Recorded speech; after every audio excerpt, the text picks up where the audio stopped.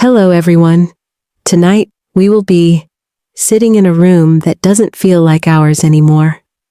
The lamp glows softly in the corner, warm, flickering, like it's trying to comfort you. But there's something about the silence that feels off, like a song that ended too soon, or a promise that never made it past the echo. You're alone, or at least you think you are. But in the walls, between the cracks, there's something waiting. Not a monster, not a ghost, just the truth. And sometimes that's even harder to face. So before you get comfortable, take a moment to like the video and subscribe. But only if you really like what I do here. And tell me in the comments, where are you listening from? What time is it there? I always imagine someone across the world wrapped in a blanket, letting these stories keep them company. Because tonight, I want to tell you a story. Not one of dragons or dark forests, but of a woman who believed in loyalty, who believed in love, and who paid for it in silence, doubt, and a kind of heartbreak that doesn't show up in songs. Now, turn off the lights, maybe turn on the fan for some soft background music, and get going tonight. It started at a coffee shop. Nothing dramatic. Just the kind of rainy Tuesday where the world feels slow, like it's taking a breath between storms. I was staring out the window, hands wrapped around a mug that had gone cold, when he asked if the seat across from me was taken. He smiled. The kind of smile that feels like a question, but also like an answer to something you didn't even know you were asking. I remember thinking, he had kind eyes, not handsome in the usual way, but something about him felt safe. That's the word I used. Safe. We talked for 30 minutes, about books, about bad coffee, about the weirdness of people watching. I told him my name. He repeated it, like it mattered. And then, just before he left, he said, "You seem like the kind of person who listens." Funny, right? Because that's exactly what I did. For the next 3 years, I listened to everything. His dreams, his pain, his past. And every time he said, "I'm not like the others," I nodded. I believed him. It didn't feel like a beginning. It felt like we were continuing a story that had already started somewhere else. And for a while, that made me feel lucky. But hindsight doesn't wear rose-colored glasses. It wears a smirk. Because now, when I look back at that coffee shop, I don't remember his eyes. I remember how easy it was for him to sit down, pretend he belonged, and start writing himself into my life with nothing but a smile and a well-timed lie. The beginning was fast, almost cinematic. You know those movie montages, where they laugh in bookstores, dance in the kitchen barefoot, fall asleep on rooftops under string lights? That was us. Or at least, that's what I thought. He showed up with flowers, without needing a reason. He cooked for me, even when the pasta was overcooked and the sauce came from a jar. He held doors. He held my hand. He held my heart.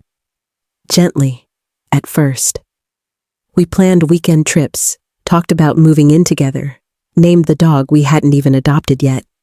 He said things like, "You make everything feel calm." I've never trusted anyone like this.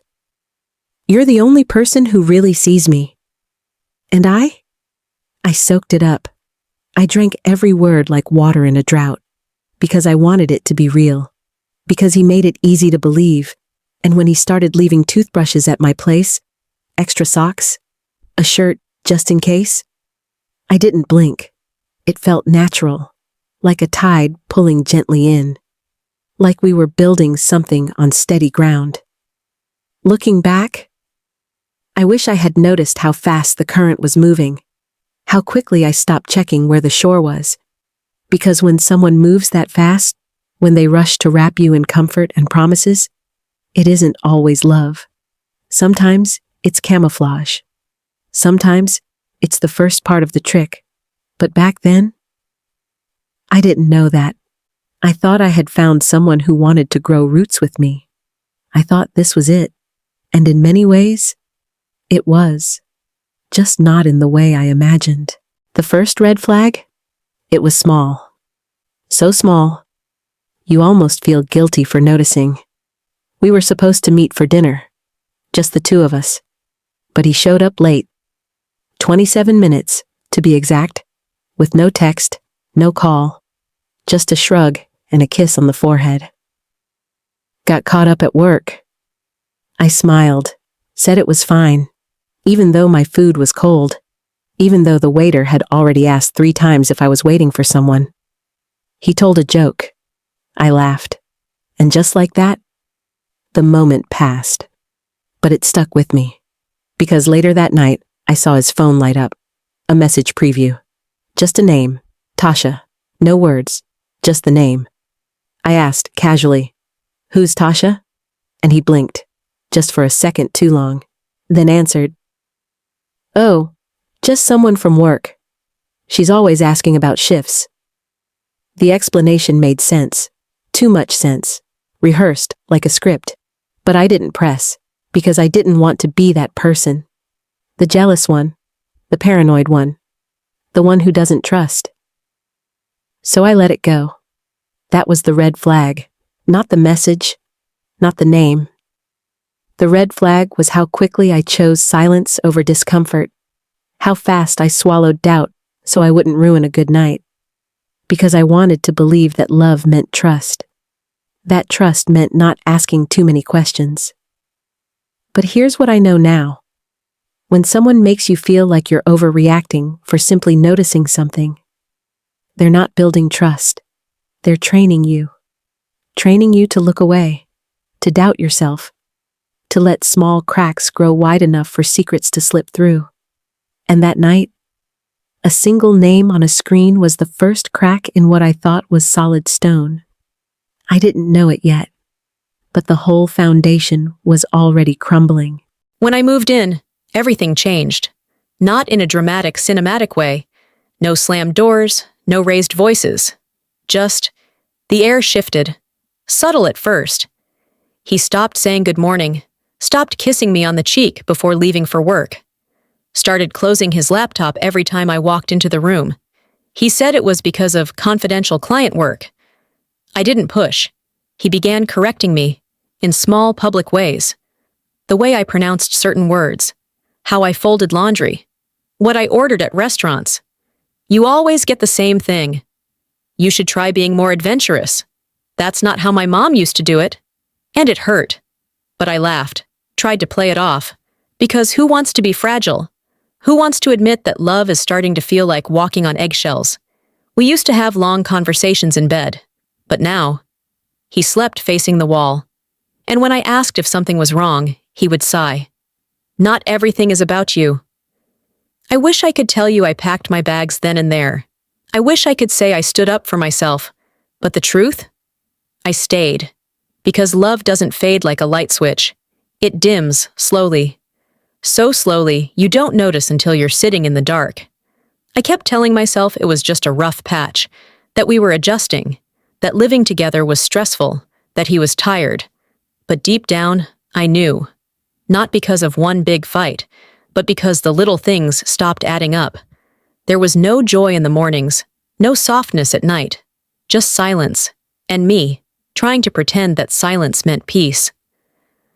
I'd look at his face as he scrolled through his phone, the glow reflecting in his eyes, and wonder, who are you texting? Who are you thinking about? Where did you go? And why did you leave me behind? But I didn't ask, because I was afraid that the answer would be worse than the wondering. I saw his face one last time. Not in person, not in court, but on a screen. A grainy still from a security camera, taken just before his arrest. He looked calm, almost amused, like the world hadn't quite caught up to him yet. But it had. They found more than I ever imagined. A storage unit across town, full of old electronics, burner phones, photographs of women he'd been with over the years, notes, gifts, journals, like trophies, souvenirs of manipulation. In one of the boxes, they found a journal with entries. Some dated back 10 years. Some had names. Some had plans. But one entry was mine. My name. The day we met. What I was wearing. How easy I was to read. I remember staring at those words like they weren't written about me, but about someone else. Some ghost of myself who hadn't yet seen the cracks. He'd studied me. From day one. I wasn't the exception. I was just next. The prosecution was preparing charges. Fraud. Identity theft. Emotional coercion. And maybe, depending on what else came out, more serious ones. I gave my full testimony, signed papers, sat through interviews. Each time, it felt like tearing off another layer of skin. People say that telling the truth is freeing, but sometimes it just leaves you raw, exposed. Still, I knew I had to keep going, because somewhere out there was another version of me, another woman who hadn't yet found the folder, who still thought his smile meant safety. And maybe, just maybe, this time she'd be warned. This time, she'd run sooner. And this time, he wouldn't follow.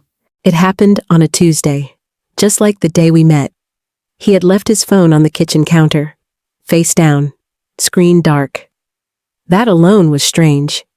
He usually kept it in his pocket, guarded it like a second heartbeat. But this time, he forgot. Or maybe he was just too comfortable. I wasn't looking for anything. Not really. I just needed a timer for the pasta, but when I picked up the phone, the screen lit up, and there it was, a message, from the same name I'd seen before, Tasha. Only this time, the preview didn't stop at just a name. Can't stop thinking about last weekend. I froze. The pot of water boiled behind me, angry and loud, but in my ears, only silence.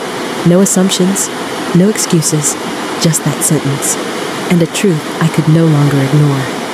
My fingers hovered over the screen. I didn't want to invade his privacy. Didn't want to become the person he always said he hated. But curiosity? Number. It wasn't curiosity anymore. It was self-preservation.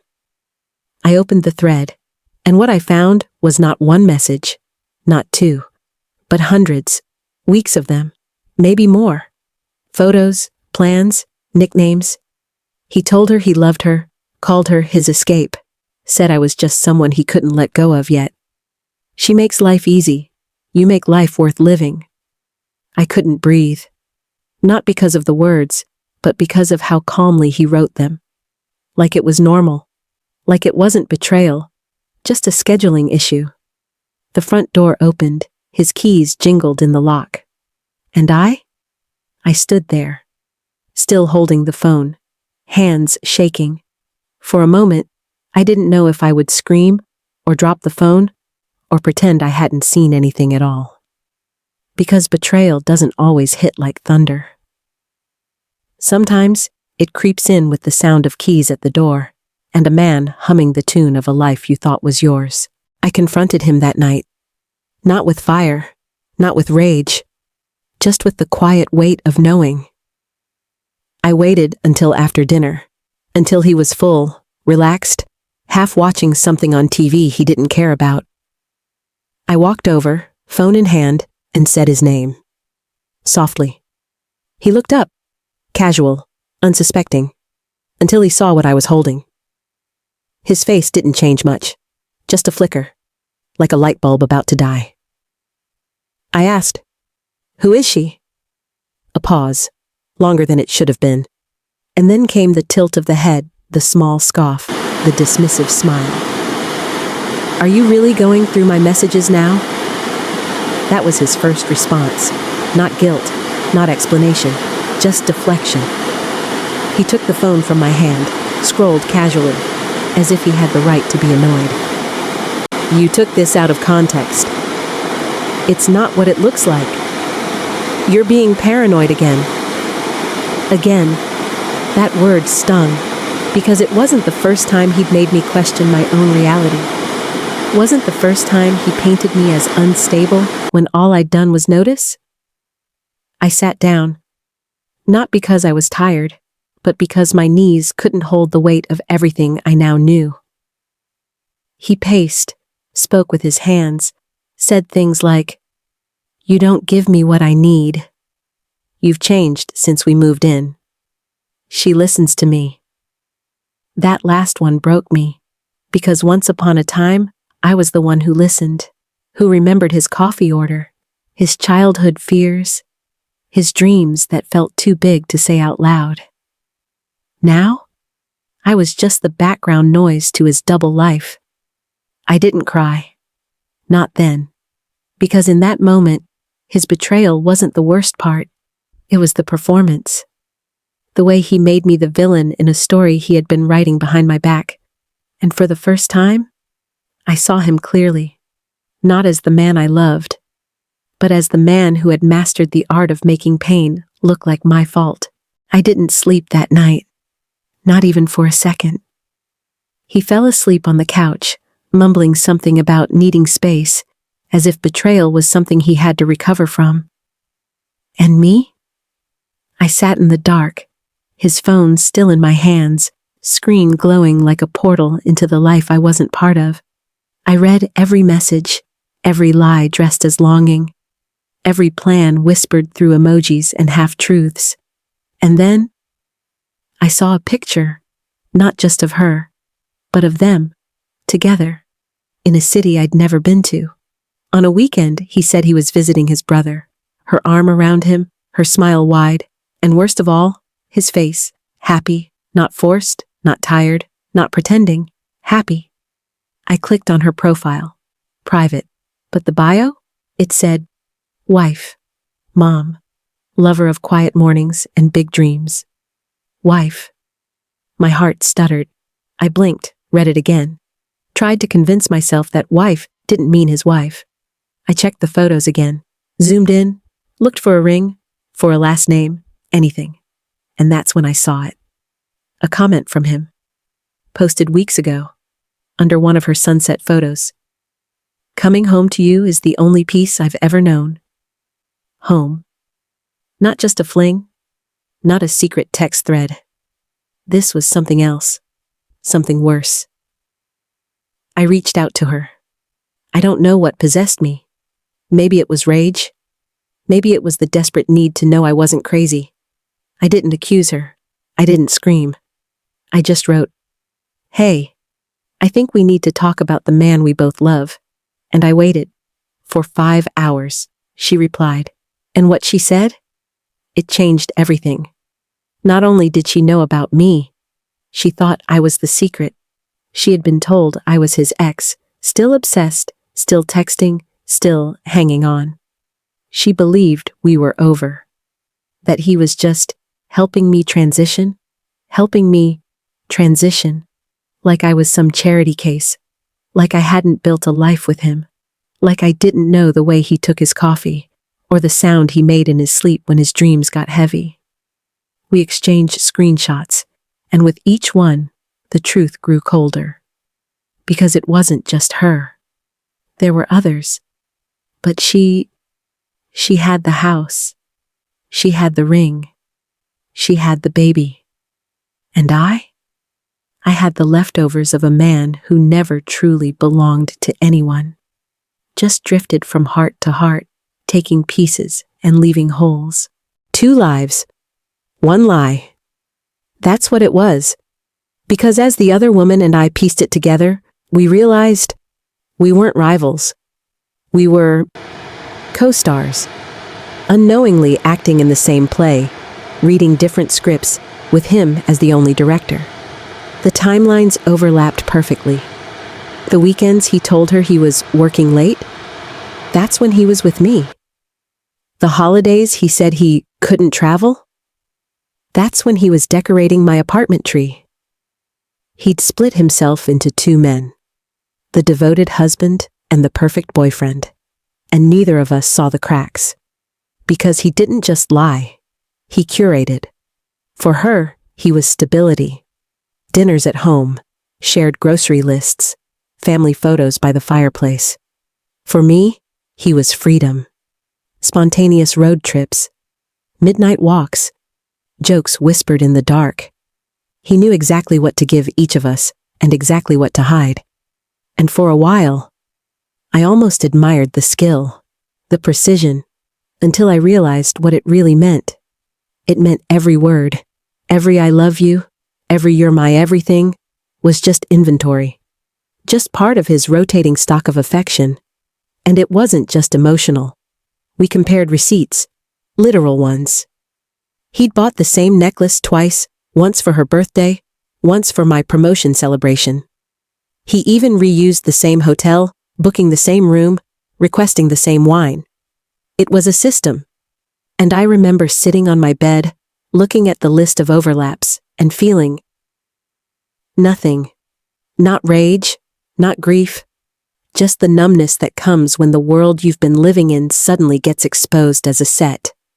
Cardboard walls, painted windows, a backdrop. She asked me what I wanted to do, whether I wanted to confront him together, whether I wanted to blow it up. But here's the thing. Men like him don't blow up. They just slip away, find a new stage, rewrite the lines. And that's when I understood. We weren't the only two. We were just the two who found each other. The rest? They were still out there, still rehearsing, still believing their version of him was the real one. I wish I could say that knowledge gave me power. But at the time, it only made me feel smaller. Because if you can be so deeply loved and still be just one of many, what does that make you? What does that make love? The baby was the last thread. The one detail he could never explain away. The truth he didn't even try to hide once it surfaced. It wasn't Tasha who told me. It was someone else entirely. A friend of hers, reaching out quietly, late at night, with a message that simply said, "You deserve to know the whole story." There was a photo, a baby girl, maybe one, maybe two, chubby cheeks, his eyes. I stared at it for so long, the edges of the screen started to blur. Not from tears, from disbelief, from the way your brain tries to rearrange reality to make space for something so devastatingly new. She was beautiful, and she looked just like him. There was no guessing, no maybe, no what if. Just proof that while I was setting the table for two, he was learning how to swaddle. While I was buying candles and cooking pasta, he was cutting tiny fingernails and holding bottles at midnight. And here's the cruelest part. It wasn't just the baby. It was that he never planned to tell me. Not when she was born. Not when I asked if he wanted kids. Not even after I found the messages. It wasn't an omission. It was a decision. He decided I didn't need to know. Because in his world, truth wasn't sacred. It was currency. Only offered when it benefited him. I confronted him again. This time, I didn't yell.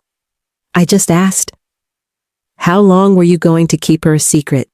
And he said, with the calm of someone who'd already written his version of the story, "You weren't ready to handle something like that."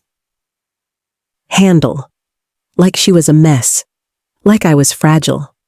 He didn't show shame. He didn't show pride. Just boredom.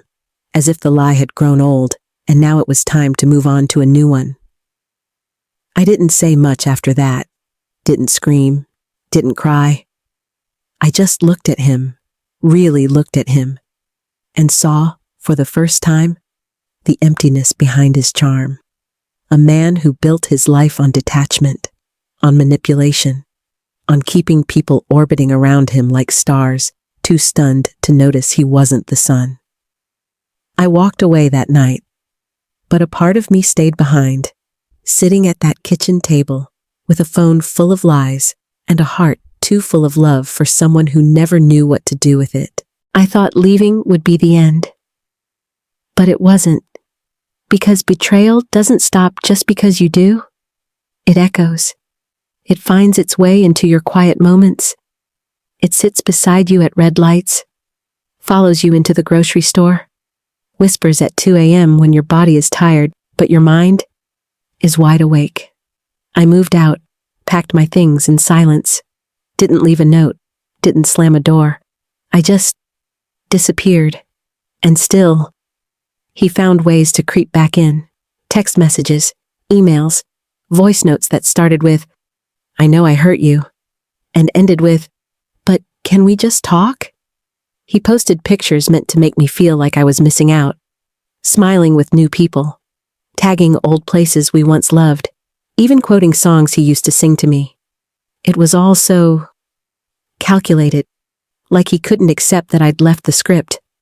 But here's what no one tells you. When trust breaks, you don't just lose the other person. You lose the version of yourself that existed beside them. I didn't know how to be alone without feeling like I was failing. I questioned everything. Was I not enough? Too much? Too blind? Was the laughter real?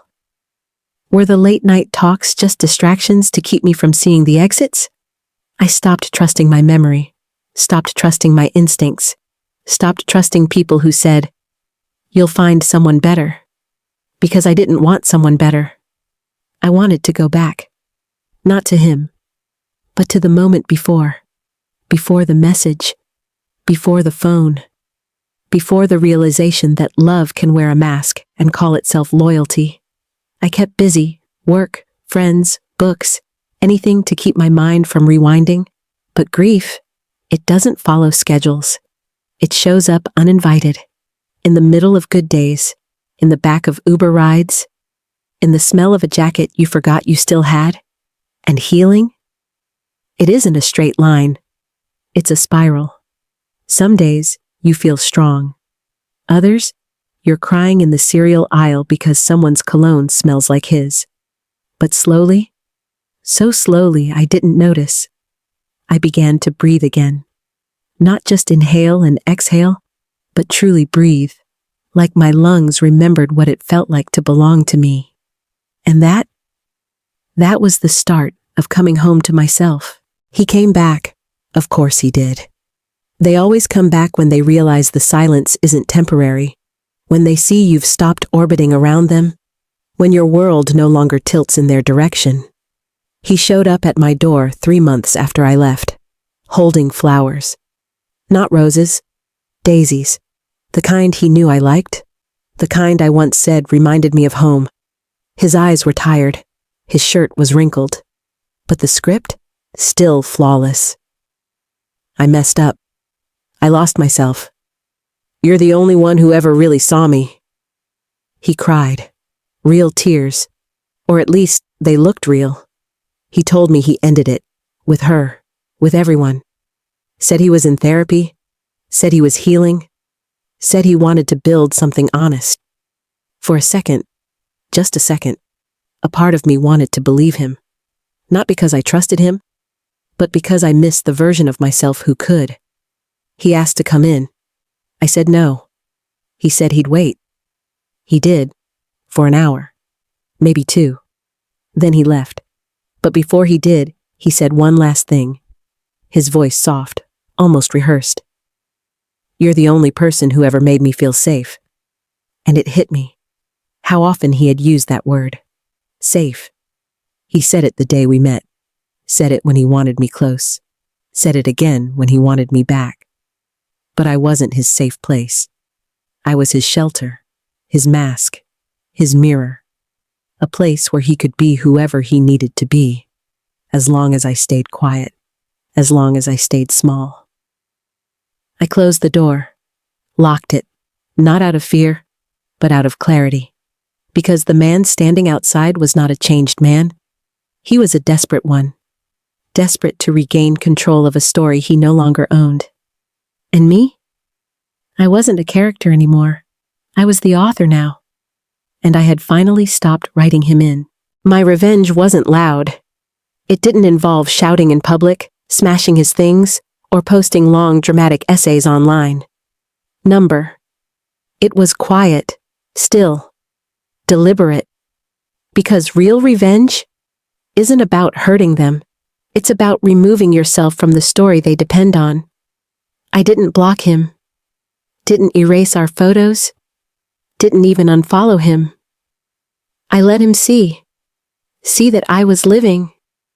See that I was laughing. see that I was rebuilding a life that didn't include his name in the blueprint. I didn't speak badly of him, didn't warn his next girlfriend, didn't reach out to his wife again, because the truth? They don't need me to expose him. Eventually, he will do that all on his own. Men like him always do. Instead, I focused on the tiny victories, waking up without dread, reading a book without checking my phone, walking into a room without shrinking myself to fit his expectations. I started journaling again, started making Sunday dinners just for me. I lit candles for no one but myself. I reclaimed every single piece of me he'd tried to rename. There was a day, months later, when I found one of his old shirts stuffed in the back of my closet. I held it, smelled it, felt the ghost of who I used to be when I wore it. And then I folded it, placed it in a donation bag. Not with anger, but with release. Because healing isn't always fireworks and declarations. Sometimes, it's folding an old memory into a box, saying, "Thank you for the lesson," and moving forward. People asked me if I forgave him, and here's what I say. Forgiveness doesn't mean letting someone back in. It means letting go of the rope you've been burning your hands on. I stopped needing answers, stopped needing apologies, because the truth was clear. He never deserved the version of me who loved him, but I do. I deserve that love, all of it, given freely, to someone who doesn't need to be watched, doesn't need to be explained, doesn't need to be fixed. And until I find that, I'll be here, whole, quiet, at peace, living the kind of life he never imagined I could, without him. I used to think betrayal would feel like thunder, like something loud, something unmistakable, something you'd know when it hit. But now I know. Betrayal is quiet. It tiptoes. It whispers. It learns your routines, then uses them against you. It doesn't always come with raised voices or broken dishes. Sometimes it just sits across from you at dinner, smiling, as if nothing's wrong, as if everything's fine. But here's what I've learned. Loyalty means nothing if it's only demanded, never returned. Love is not a contract. It's not a performance. And it's definitely not a stage for someone else's ego to shine while you're holding the spotlight. When someone shows you who they are, with their silences, with their choices, with their convenient half-truths, believe them.